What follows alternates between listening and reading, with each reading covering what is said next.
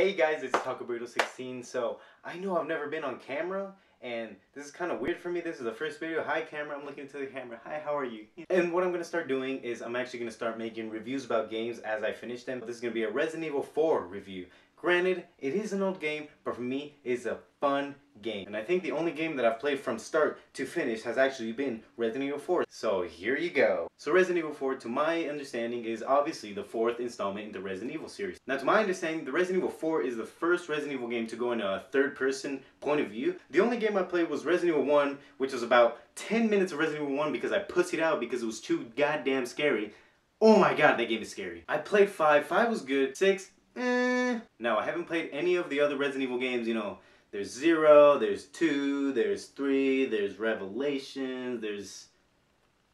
I don't know how many there are. But the point is, I've never played any other ones, but Resident Evil 4, in my opinion, is the best Resident Evil. Now, going to that, can I just say that Leon is a badass? Like, seriously, he is a legitimate badass. You know, like, his story, you all know his story, or at least you should know his story, and if you don't, here you go. He's a cop from Raccoon Police City who, literally, on the first day on the force, zombie apocalypse happens. So every other Resident Evil game, you don't play in a third-person point of view. You play what I call it, the security camera point of view. You know what I'm saying? Imagine, like, there's a camera in the corner of the room. You can actually see the character as they're walking, and the way it works is like, say you move forward and your character is actually moving to your right of the screen. You actually have to orient yourself with the character. Like, say you're in the camera point of view and you try to move forward and your character is facing towards you, he'll move towards you. So it's kind of confusing. To my personal opinion, I don't really like that. I really like the third person point of view. Now, getting back to about Leon being a badass. He rides in with these two dudes who only speak Spanish, who want Leon to do everything for himself. They don't help him with jack shit. They just leave him on the road, and then he goes, he has to investigate a house. Some dude's like, "What are you doing this fire?" He's like, "Excuse me, sir, have you seen this girl?" And the guy's just like, then he swings an axe at him. Leon gets out of the way, goes like this, blah blah, shoot him, motherfucker, dead. So the plot of Resident Evil 4 is actually for Leon to go save the president's daughter, Ashley. And let me tell you, Ashley is a bitch. Once you save her, the game goes downhill from there. It doesn't go downhill in the easy way. It goes downhill as in, it gets crappy, man. I'm not hating on Resident Evil 4. It's still a great game. But essentially, it turns into an escort mission game. We all hate it. And you know you hate it. I hate him for a fact. But the good thing is that you actually don't stay with Ashley throughout the whole game. You get sections where you actually play with her, and then she gets kidnapped, and then you're like, yeah. And it's funny, because like, instead of feeling lost for her, and you're like, no, Ashley, you're like, fucking great. Take her away, please. Because it's great. You don't have to escort her anymore. It's all good and fun after that. So another thing I should point out about Resident Evil 4, they're not actually zombies. The only other game before Resident Evil 4 where Leon is in is Resident Evil 2, and those were actually zombies in Raccoon City. Now, in Resident Evil 4, you're in some Spanish, you know, country or whatever, village, castle. I don't even know what's going on in that game anymore. But apparently there's Spanish-speaking enemies that are not really zombies, but they're more like mind controlled by this parasite called Las Plagas. Yeah, plaga means plague in Spanish. Really creative, Capcom. So apparently they still have a mind of their own, but you know, still kind of getting mind controlled by Sadler, the main bad guy. He's not even like scary or anything, he's just kind of menacing, and he, honestly to me, he just kind of sounds like Adam Sandler as Dracula in Hotel Transylvania. You know what I'm talking about? Yeah. You know what I'm talking about. So another thing I should point out is the upgrading system in the game. It's not the traditional, you know, you finish a mission and then you go into the loading screen, you know, you fix your loadout, you upgrade your guns, you buy ammo, then you get back into playing. No, it's actually in-game, which is like, honestly, I thought was pretty cool. Like the first time you see him, stranger rolls up in the window and goes, "Over here, stranger." And you're like, what the fuck? I'm gonna go check that out, because that's what we all do when we see a stranger going, "Over here, stranger." So what you think is not, oh my god, that's weird, I'm not gonna go check that out. What you think is, I need to check that out. So you go around the corner, you see him, and he's like, "Hello, stranger."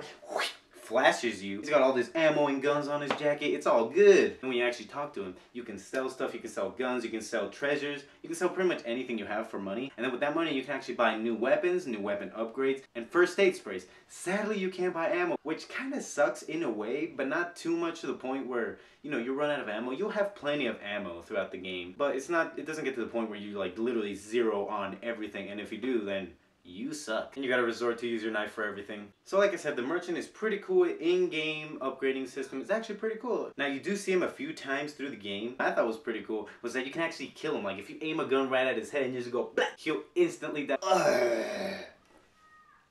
Dead. The thing is, if you kill him, obviously you're not going to be able to buy stuff, sell stuff, and upgrade your weapons. Now, I don't know if that actually affects the rest of the game. Like, say if you kill the first merchant you see, if the rest of the game he never appears again. I don't know if that's a fact or not, but I'm not gonna try it. You can try it, go right ahead. Now, as for the areas of the game, you guys know games have like certain areas, like say Super Mario World. They have the ice world, they have the sugar world, they have the rock world, they have the cloud world, they have the rainbow world, they have every single world. Now in Resident Evil 4 there's 3 sections: the village, there's the castle, and the island. Now let me tell you, I don't like neither the castle nor the island, but I think what I like the least is honestly the island. You know why? Regenerators. Also those huge machine gun guys.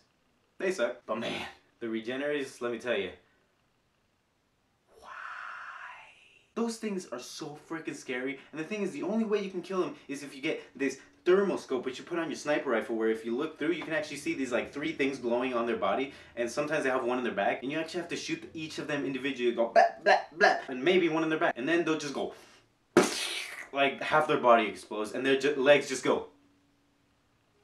Yeah, that's pretty damn scary. That's pretty much the only reason I hated the island, now that I think about it. Now the castle sucks because of some enemies that when you shoot them, you know how like those things come out of their head, you know what I'm talking about, like with the blades? There's so many of them. Like 80% of the enemies you shoot get a little wiggly thing in their face, and then you have to shoot it with either a sniper rifle or a flash grenade. Which, by the way, flash grenades are freaking great. So if you have one of those wiggly things, you can insta-kill it with just like, psh, dead. And if you have a lot of enemies swarming you, just flash grenade, psh, everyone's blinded, kick, kick, kick, kick, kick. It's all good in the hood. Now, as much as I'm talking about the enemies and how hard they are, most enemies are relatively not hard to kill. There's like those normal people, then there's the stronger people, then there's like the people in the castle with the robes, and then there's the rogue people with masks, which you can't headshot, which kind of sucks. It's still pretty easy to kill them. There's the shield people, which suck.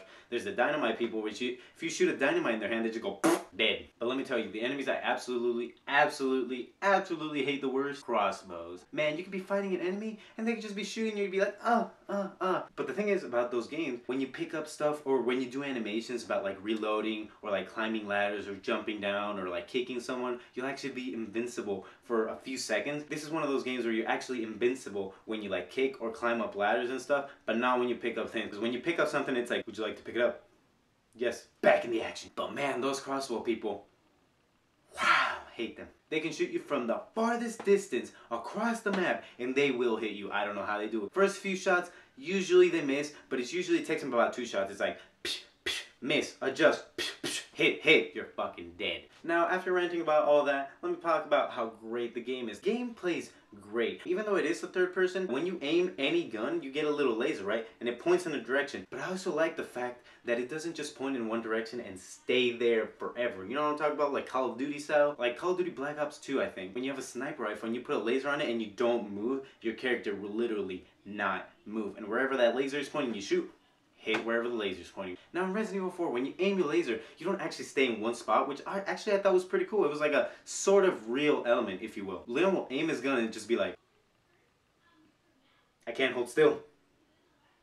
Parkinson's. So that's down for you. Legitimate badass. Horrible pulse. Now the game is actually pretty long. First it came out on GameCube, and it actually came with 2 discs. Once you beat the castle, you actually have to insert the 2nd disc to play the island, which was pretty cool if you thought about it, because that just means it's a longer game. Longer game, more playtime, more fun for you, right? Now I did play the Xbox 360 HD Remastered version, which by the way, looks great. I mean, for an HD remake of a 2005 game, I mean, it looks great. Now the only thing about the merchant that I found kind of annoying, if you will, you could buy RPGs from him, right? And that's all cool. It does maximum damage, pretty much kills anything in one hit. However, say you're playing this for the first time and you buy an RPG and you kill the first big boss with the RPG, it's just insta-kill. You're like, oh, great, I can just buy an RPG whenever I'm gonna fight a boss and I can win instantly. That kind of took away from the game, and you know, like the fact of like survival horror, the way it's supposed to be. You're supposed to time your shots and not waste any bullets. That's part of it, and that's part of what makes it feel survival horror. But if you want to play and just have fun, just don't buy any RPGs and you're all good. Now once you finish the game, see the credits roll, you're like, oh, okay, that was great. Great game, yeah, I had a lot of fun, yay! It goes back to that title screen and it says, now you have unlocked extras. And then when you read the extras, you get 3 things. Mercenaries, Separate Ways, Assignment Ada, which essentially are DLC. Now, when I first beat the game and I saw that I could play more, I'm like, This is awesome! Why can't games do this anymore? Those are basically DLCs embedded in the game. Nowadays, they just want to sell you things for like $1, $2 for like extra camos in Call of Duty that are completely useless. Yeah, gay. Nowadays, companies are just like, hey, buy our game for $60 and get to level 30 with your friends by playing the same missions over and over and farming for gear. And also buy the DLC expansion pack for $30 extra. Yeah, not cool, Bungie. Yeah, I'm shitting on Destiny. Destiny's a piece of I mean, replaying the same missions over and over with your friends just so you can get random things, not even get rewarded for your skill?